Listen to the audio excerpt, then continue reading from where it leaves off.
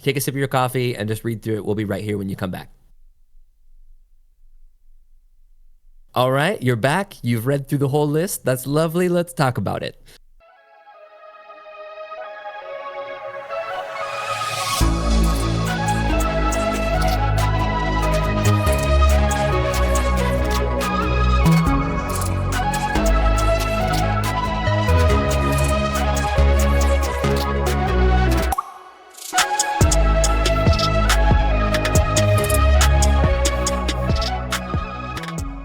Hey everybody, how's it going? We are the MTG Thoughtcast, and today we are talking Commander Brackets, this new system that Wizards has handed us on a silver platter about power level of Commander. Before we talk about any of that, my name is Joseph. I'm one of the hosts here, and across the screen or across your ears is my brother, John. How are you feeling today, John? I'm in the silver bucket bracket. Hello. That's right, Silver Bucket Brigade, perhaps? Yeah. That's a Ooh, reference the silver to something. bucket brigade. I'm here. Yeah. Good evening, Nice. everybody. Welcome in. Welcome in. We have an interesting topic for you tonight. Totally. This has been how long coming now since Wizards took over Commander that we've been just kind of waiting for them to figure out what to do with it. This whole ordeal basically has been since like It was the bannings. September last year, more or less. Dang. Yeah. Well, this episode then has been, 4 or 5 months in the making? Just twiddling our thumbs and resting on our laurels and waiting for Wizards to put out some official statements about this format that we love so dearly. Before we dive into any of that, John, what should the good people listening at home do if they would like to support our channel?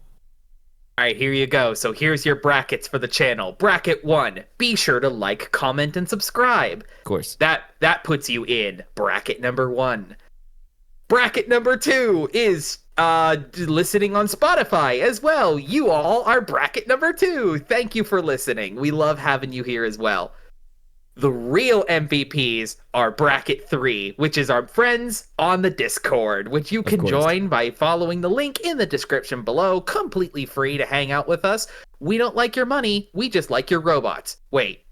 That's right. That's right. No. We're leaving it. Leave it. Editor, leave it in. Oh, yes. That is all the ways you can support the channel. Well, today, like I mentioned in the intro there, we are talking all things about the Commander Brackets beta test, which is this article that Gavin Verhey put out today.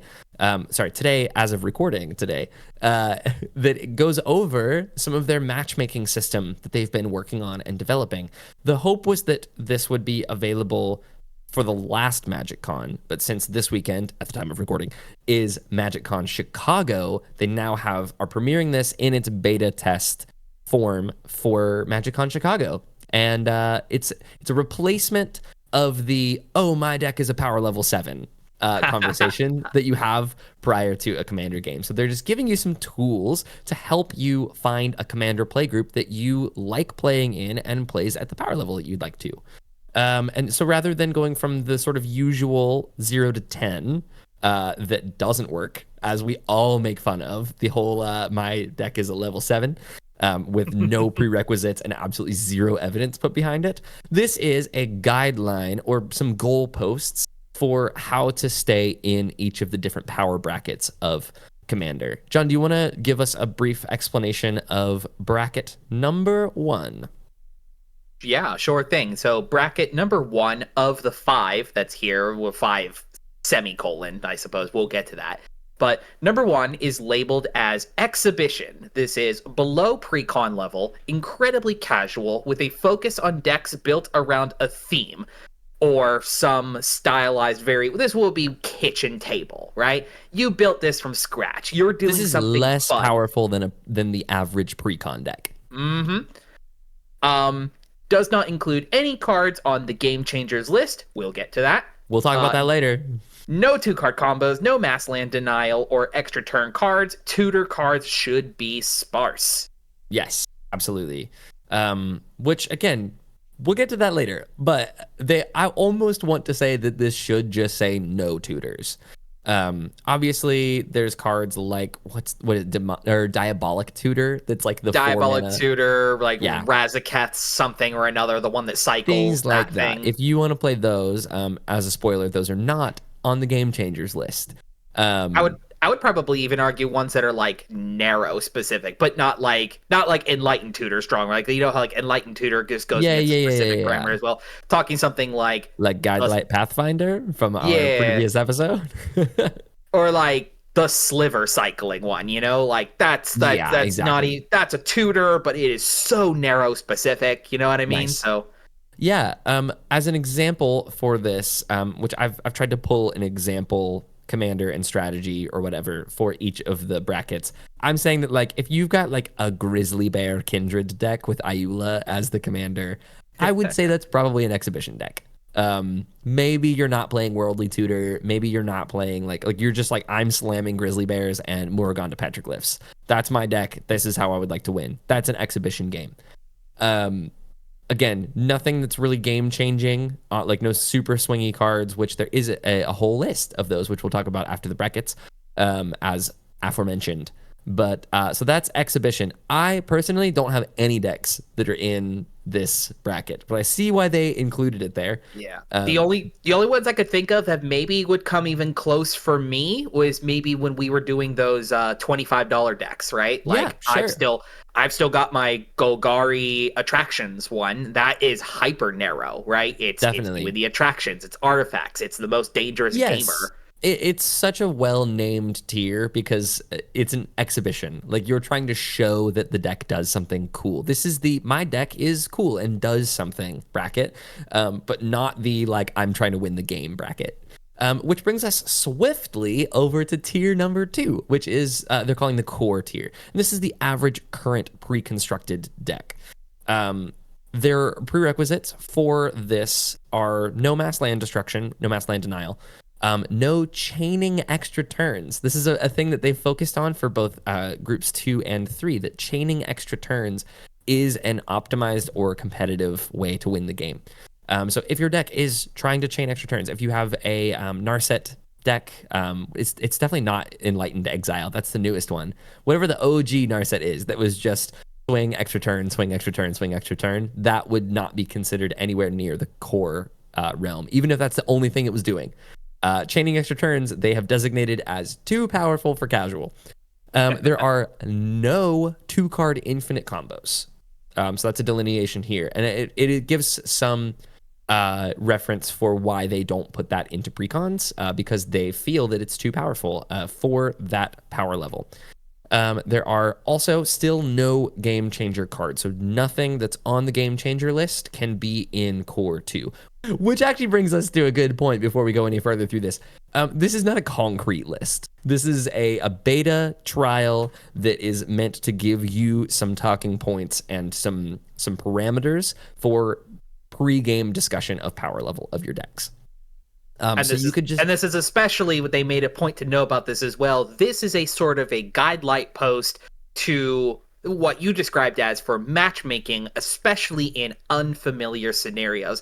They were very upfront at the beginning. They were very upfront at the beginning of the live stream that this was part of here as well. That like if you have a very familiar play group of friends, style of games that you all pleasantly enjoy, no problems whatsoever, just like how every other Rule Zero thing with this game is, you know, you're not gonna get banned for playing in like if you've got a familiar pod that you're from, like a group of friends that you're doing with, you're fine to just ignore any of this, right? Self regulation is always going to take precedent over this. Like deciding in your own play group of what you want to play and play against is going to constantly override the brackets. This is just giving you some guideposts, like you said, for how to have that conversation.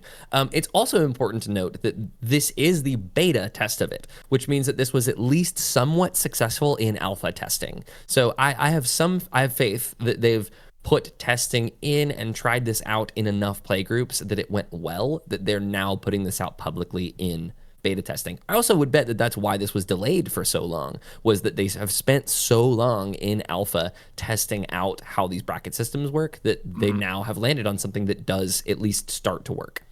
Yes, they said like the first big major stress test of this is going to be, if it hasn't already happened, the MagicCon Chicago. There's going to be like a big, like the command zone play area where people are going to be really like stress testing this as is. continued collection of data from the community members and other players across social media and their Discord channel and stuff like that. And a finalized collection is going to be estimated at the moment late April. So this will be the thing they're working on this year. Mm-hmm.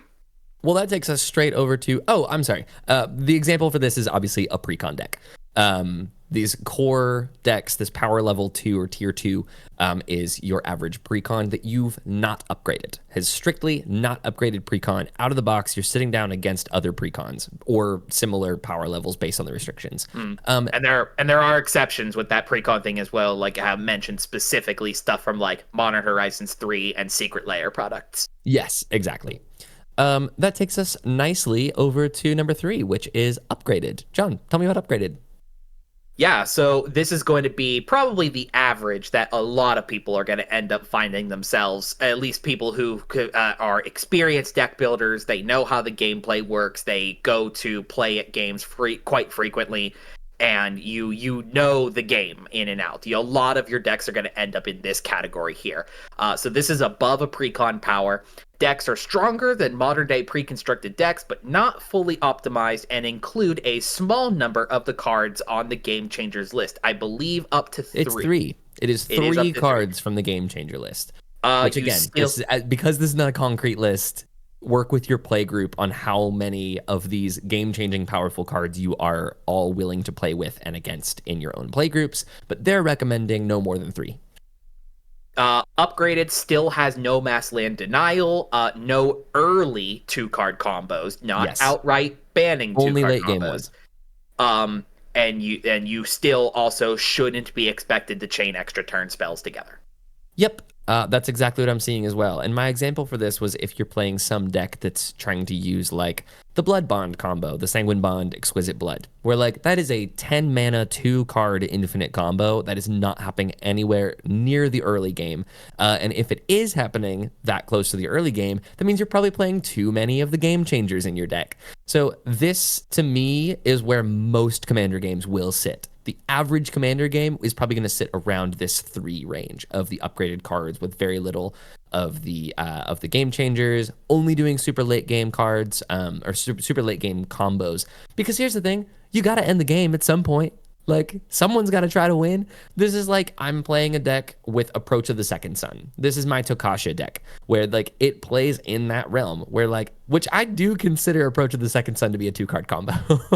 With itself. Exactly. It's just the second card is the original copy. So it's stuff like that. It's like, but it's an 8-mana sorcery that like you have to cast twice. That's 16 mana across a few turns if you're not abusing it. This is solidly in the upgraded category. Now, if we want to take this a little bit farther, and I think it's worthwhile to talk about these two things together. Tiers 4 and Tier 5 are unbelievably similar. Tier 4 is optimized, which is high power commander. They say it's time to go wild. No restrictions other than the banned list. So if you want to play at an optimized table, you can ignore all of the restrictions. You can ignore the entire Game Changers list. This is a high power commander that is not necessarily CEDH. So I would say something like Tegrid, God of Fright, sits in this category, where like this is not going to win a competitive table against something like a Kinnan CEDH deck with all the fast mana and everything like that. Like Tegrid is going to get steamrolled every time, but it still is existing outside of the upgraded world because Tegrid itself is on the Game Changers list. And you're probably playing a few of the other black spells or colorless spells like fast mana to get out a fast commander in there as well. So I would say that something like that sits solidly in the optimized range. And then CDH is its own category. It's number 5. It's tier 5 on this. It's high power with very competitive and metagame focused mindset. As in, you're playing the best of the best cards. You're not caring about any theming. You're playing a deck because it has that color in it. You know, you're playing Kinnan because it is a Simic deck, and you can play all of the powerful Simic cards in it. Something like that. And specifically, your build, like they said in there, your build is sort of like meta dependent. Like if you are playing in a competitive environment, you're probably familiar with what everybody else in that environment is Definitely. playing. So your deck is going to be including either particular counters and hate pieces to other people playing at 100%. that level. You're net decking a commander deck. That's a CDH. That's tier 5. 100%. If you're just going on MTG top 8 or whatever, and you're finding your local CDH, invitational, or the 1K or the 5K or whatever, like who won that, and then you're just copying that first deck list, you are metagaming, you're net decking, and it's great. This is how you win Magic tournaments. But just don't sit down even at an optimized table with that. So I love that they're making this separation, that like that is a totally separate thing than what we call degenerate Magic, which is I just want to do broken things. Like I'm not trying to like metagame. I'm not trying to win money off of this deck. I'm just trying to do some absolutely broken stuff here. I don't want to play competitive. I just want to see frogs bounce in and out. I literally was going to say, this is my Clement deck for sure. Clement is just like, how powerful can I make a stupid Cloudstone Curio Frog in the command zone? So that would be an optimized list to me. And honestly, this is a cool segue. Moxfield, Architect, and Scryfall all have integrated this tier list automatically into their deck builder. So you can just look at one of your deck lists and see at the top where it's sitting in the thing, in the tier system. I was totally expecting Clement to be a 4, but Moxfield is saying that it's a 2, which does kind of make sense because there's no game changers in here. There's no mass land denial, which is technically incorrect. I win most games by destroying all lands on the battlefield. It just happens to be during the infinite combo part of it, which again is later in the game. But there's plenty of 2-card combos in this deck as well. It's at least tier 3. The system isn't perfect, as we're learning. This deck has a bunch of late game 2-card combos in here. So maybe don't use your Moxfield list as gospel just yet. But I would comfortably sit down playing Clement at a tier 4 table. Is all I'm trying to say. But have some fun. Let us know in the comments what you thought your decks would be and what they actually are. That I'm very curious to know and see some deck lists that you're like, I really thought this was going to be a 2, but it's a 4. Oh my god. My guess is I had just said that in the cutaway while you were doing that as well. Like I thought my slivers was going to be much higher, but no, it landed right at a 2 as well. Same difference. Yep, 100%. So fascinating to see kind of what fits in now that we have some real solid criteria for each of these things. I need to pull but so what is this? What is this that we keep talking about as far as game changers is concerned? Yeah, you're right. It's time to talk about that. It seems to be the glue that's holding these brackets together. 100%. It is. There is a list of, I should have seen how many exactly it was. 40. There's 40 cards that are on the Game Changers list across white, blue, black, red, green, multicolor, and colorless. And there's obviously all of the fast mana is on here. The One Ring is on here. Kinnan, Winota, most blue cards are on this list. I have it linked here, or our wonderful editor will put it on the screen. I've got it. Here's a graphic for you. Perfect. Here's the graphic of it. So you can pause the video, take a second, just take a sip of your coffee, and just read through it. We'll be right here when you come back. All right, you're back. You've read through the whole list. That's lovely. Let's talk about it. So 40 cards on this list. As you can see, most of them are blue or colorless. Tons of fast mana on here.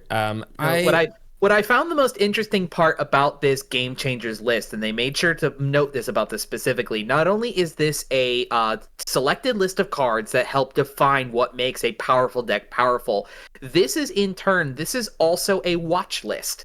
Yep, as they exactly. describe, right? I'm glad you brought that up because I was going to. They made this point specifically that while not like set in stone, that everything on here is on the way out to a ban. If something's going to get banned again someday in the future, here they are. Yep, exactly. It's also a place for them to test out whether a card needs banned or not. So before they go and just throw, cards in the ban list, they can go, well, we're going to put this in the Game Changers list for a while, and we'll see if it sorts itself out. Like, is it actually fine in optimized and competitive lists, and is just like too mean to play against a core level deck? If so, then it just belongs on the game changers list and doesn't need to get completely banned. So it actually is a huge step for me. I would not have thought that this existed. But it's cool. When Wizards took over the format, there was a lot of talk of, are they going to implement something like the Canadian Highlander point system, which is every card has a weight or a point value to it, and your deck can't have more than 10 points in it or something. This is just a really simplified way of making a point system that's just like, hey, if you're playing more than 3 of any of these cards on this list, you should only be playing optimized or competitive decks with that one. Right, which they mentioned this as well, by the way, that if your commander is on this Game Changers list, that counts. Yeah, exactly. Well, that's why I was talking about Tegrid earlier, because Tegrid is on the list. Tegrid, God of Fright. The interesting thing that I heard from the coming out of this as well is that this Game Changer list can also work backwards as well. When they start unbanning things, they'll go to the Game Changer list first. That's so sick. So I know they mentioned in the stream that they were considering and more than likely will unban Coalition Victory, which I know you're excited about. Yes! That's crazy. It will slot nicely onto the multicolor side of the Game Changers list, and then you can still continue to play that card, just not in a casual way, because you can't really play a one card I win the game permanent without it being a competitive or at least optimized deck. All glory to the Coalition of Slivers. Crazy. Man, all of a sudden your Slivers deck is gonna like jump up to a 3. I love it, man. I like a lot of what they did here. Let's go kind of opinion mode for a second and talk about some of the things that they included, some of the things that they missed, and some things I'm confused about this list. So I've already mentioned the things that I thought were good on the list. Fast mana should absolutely be on there. There's no reason to be playing fast mana in a casual format. So keep that in optimized and keep that in your optimized lists and in your CDH lists only, please.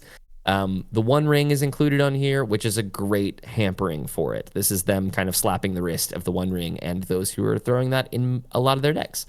And I mentioned as well, Kinnan and Winota. Obviously, both are included because you only ever put those in the command zone. Except I think that Kinnan might be good in my Clement deck. So I might be throwing Kinnan in there. I'm interesting to see Yuriko here as well, by the way. Yes. I mean, Yuriko is the strongest Dimir aggro. Oh my god, that thing takes tables down. So yeah, what that's doing is that's just kind of giving a little slap for the players who are trying to play these commanders in lower formats. Just going like, hey, you can, if someone sits down at your like, hey, we've already talked about this and we want to play a casual game, and they sit Yuriko down, you can just point to the Game Changers list and the tier system and go, by the way, your commander is on the Game Changers list. I don't really want to play against that with my Ayula Queen of Bears deck. So maybe we find some different decks before we start the game. It just is a funnel to point back to for how to craft a better commander game. John, is there anything on here that you're happy to see? What are you the happiest to see on this list? To be honest, Fierce Guardianship. Yes, honestly, too many casuals were trying to throw that into their things, and it leads to so many feel bads. When 100%. You're like, I didn't know we were playing with free interaction in this game. I was not prepped for that. I didn't plan for it because we didn't talk about it beforehand. Exactly. So that's a very interesting one to see there. I'm interested to see, like, I see 2 of the original Phyrexian Praetors on here too, which is interesting because, like, they're not amazing as commanders, but the power that they include in the 99 like puts them here, and that's right. Super interesting to me. You know, I was really Vorinclex makes a bit more sense to me because that's land denial. Jin Gitaxias is the shocking one to me. I know. Like, if someone plays a Jin Gitaxias, I'm like, cool, I have to deal with that right now, but it's definitely deal withable. Where Vorinclex makes sense because even if you deal with it, there still is repercussions to it. Like, you still don't get those lands back until the following turn. Yeah, and they probably doubled their mana for at least a turn. Jin Gitaxias it just draws you a bunch of cards, and then if you don't have an answer for it, then like you probably lose the game. Which that's definitely why it's on here. If you can't deal with it, you don't even need to deal with it, right? How many decks naturally just play Thought Vessel now? Now you've countered. True. Now you've countered Jin. Their Jin Gataxias. What's Infinity -7? Infinity still. Yeah, Jin is just one of those cards you don't even Man, have you to ever just bother think answering. about the infinite, John? You ever just sit up late at night thinking about the infinite? Yeah, I love seeing Draneth Magistrate on here. Absolutely. He can go die in a hole. Thank you very much. Smothering Tithe as well. Smothering Tithe too. Yeah, interesting. Expropriate is one of my why is this here cards. I think understand we're past the point of I think we're past the point of people playing this card. I just haven't seen it in so long. But going back to my point of like you have to win the game at some point. I get that it's like a one card I win the game sort of spell. But it can be countered. Mm-hmm. Not to pull the dies to Doomblade like example. Which like Shieldred doesn't. Whispering one. Yeah, I don't think Expropriate should be on this list, to be honest. I think that people should be able to play that in a casual way. There's certainly casual ways to play Expropriate. I think, again, as a beta, as like, here's our opening 40, and this could either be added to or reduced in the coming months as we see. This is a pretty good starting list. It's a correct list, for sure. I generally agree with most all of this. Now, what would you want to see personally added to this? Oh, I have a few. You have a few? Seedborn Muse is not on this list whatsoever. Seedborn Muse is 5 mana. I'm going to take 3 extra turns every round. Seedborn Muse should easily be on here. There is no casual way to play Seedborn Muse, in my opinion. So I think that Seedborn Muse should be on here. I think probably Lotus Petal should be on here as well. It's one of the notable exclusions of fast mana because it's a single mana ritual or a mox for one time. But no one's playing Lotus Petal and not abusing it. Like, again, this comes back to, I feel like this list should be cards that there is no casual way to play. I don't think there's a casual way to play Lotus Petal, to be honest. I think if you're playing Lotus Petal and Simian Spirit Guide, honestly, although there is very casual ways to play Simian Spirit Guide, you can watch our most recent gameplay video to see that. I just don't think that there's a casual way to play Lotus Petal. And lastly, Esper Sentinel is a very notable exclusion from this as well. Which, again, I think you can play Esper Sentinel casually, but I just don't think it happens very often. Like, if I'm putting Esper Sentinel in a deck, it's because I'm trying to clap. You know what I'm saying? Sure. How about you? Yeah, so like, and we had a little bit of pre-episode chat, like when I was able to during the day today and watching this list or whatever. There is, in my opinion, and I'm probably maybe wrong on this here as well, but I want to back up my claim. Like, other than Rift, there's no Wraths on this list either, which people like. This is, how do I describe this here? Like, the Game Changer list is not supposed to be a salt list.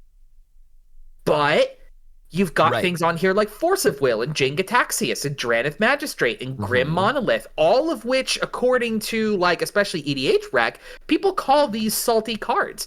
So, like, where's the balance here on, like, cards that they consider on their watch list that also players don't despise? And for me, I'd like to argue Farewell for this list as well. I'm in the boat, like, okay. Like, not every Wrath needs to be in the Game Changer list, right? A deck needs a solid sweep the board answer. But just, man, the 180 that happens after somebody does a Farewell, especially at full value, there's some genuine concern there about, like, is this complete mass exile? Is that considered enough to shut down somebody's strategy to a point where they just cannot win anymore? Sure. You know what I mean? At least Farewell. I'm sure there's maybe a few other ones here or there, but like, I'm gonna do some delicate fence riding and play the enlightened centrist here and say that I agree with you that if they're gonna put a Wrath on the list, it should certainly be Farewell. I'm also going to agree with their decision to not put Wraths on the list because I think that every casual deck, period, because you're playing against 3 other players, has to have some kind of a Wrath option in it. That if we just start calling Wraths game changers, it's a part of the game. Like it's a staple of how the game of Commander works, is that your board is going to get Wrathed at some point. Just because it's worse to play a bunch of single targeted removal when you have 3 opponents versus, oh, I can just play Day of Judgment, or I can play Wrath of God and just clear out everything that's going on all at once. That is an important part of it's the vegetables of how the deck works. Whereas I do think that Farewell takes that to an nth degree, and like you said, mass exiles everything. Oh, and it shuts down the artifact player, and it gets artifact lands, and it gets enchantments that have Shroud, and it gets graveyards from all the graveyard players, and it also exiles all of the creatures on the board. It is basically a game reset, and I think I'd like to see it on here just because it makes games take so much longer. Like, you should be able to point to like, hey, that's a game changer card. I don't want to play against that anymore because I'm not playing any of those game changer cards. I'm not keeping up with this. We talked about this. We're playing level 2. We're not playing level 3 where you're allowed 3 of those. But even then, like, just having that in your deck doesn't change it enough. You can still play in that tier 3 with having a Farewell. Again, in the example where it is on the list. Another thing I'm just thinking of is that, like, since they want to they want to make sure that like 2-card combos are not necessarily a thing, but what about maybe like adding onto this list the things that like help enable you into quicker 2-card combos? Like, off the dome, I'm thinking Academy Manufacturer. Like, how much busted degenerate stuff does Academy Manufacturer lead to? Yeah, but he's kind of fun in casual decks. Like in my Togo Casket deck, like Academy Manufacturer is just like a fun guy that sometimes he doesn't even interact with the commanders whatsoever. It's just in the like, I'm playing game to like pieces. He's in that category. But yeah, I could see that being on there as well at some point. He's just getting too good. Like, as they print more treasures and clues and foods and things, like, he just becomes too good and will become too strong at some points. I agree with you. I could see him existing on this game changers list at some point. But yeah, don't mishear me. This is not me clamoring for the idea of like every powerful commander card needs to be on here, because then we hit a point at like, if we're game changing every powerful commander card, what are we going to have left to play with? You know what I mean? Exactly. There's got to be strong stuff on here. Like, I was going to talk, I thought about mentioning like Doubling Season, but like that doesn't really like, the card itself doesn't do anything by itself. Yeah, I actually consider Doubling Season to be an exclusively casual card. Exactly, yeah. But when you have it paired with particular pieces, it can start leading to oppressive game state. Yeah. You know what I mean? So every card is going to have this sort of like weird balance between it of if it's not necessarily on the game changer list, but could still lead to very strong game scenarios. And this is why talking about what your deck can do and the sort of game plan that you're looking to play at that game, that's why all of that is still crucially important, despite anything that Wizards tells us about the bracket list or the game changers or whatever. Definitely. You'd almost think that green has become a stronger color in casual because of these brackets, because you can play an exhibition level deck that has both Seedborn Muse and Doubling Season in it. Like, you can just play these ridiculous decks in exhibition because you can point to it and go, well, I'm playing very few tutors. I'm maybe playing a Worldly Tutor. Notably, Worldly Tutor is not included on the Game Changers list. Well, that's because it's under the category of tutor. You know what I mean? Yeah. But even then, like, all of the tiers just say few tutors. So, like, you can play that as in your checkbox of I'm only playing a few tutors and I'm not playing any game changers. Whereas you can't do that in like a mono white enchantment deck that you're like, this is my exhibition deck. You just can't play Enlightened Tutor in that. So we're playing this theoretical green deck, this Thrun Last of the Trolls deck that is giving us Doubling Season, Seedborn Muse, Worldly Tutor, Oath of Druids. You can make a crazy deck and be like, it's exhibition. So I think that these are the kind of things that will need to get ironed out as they continue in testing and get more feedback from that. But maybe I'm a bad person, but it makes me want to like push the boundaries of each of these and just stress test it and go like, okay, I'm going to build an exhibition deck.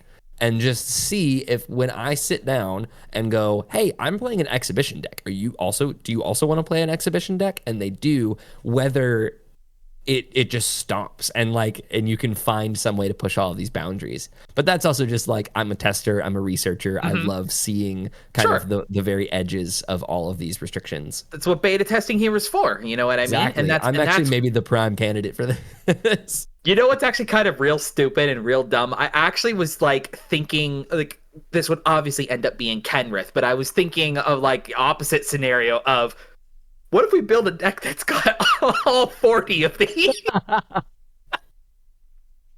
Yes, John.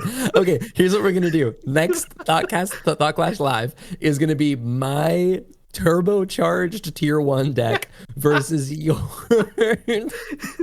tier 4, tier 5 Kenrith all game changers. I'm so excited. It's gonna do nothing, and I love it, man.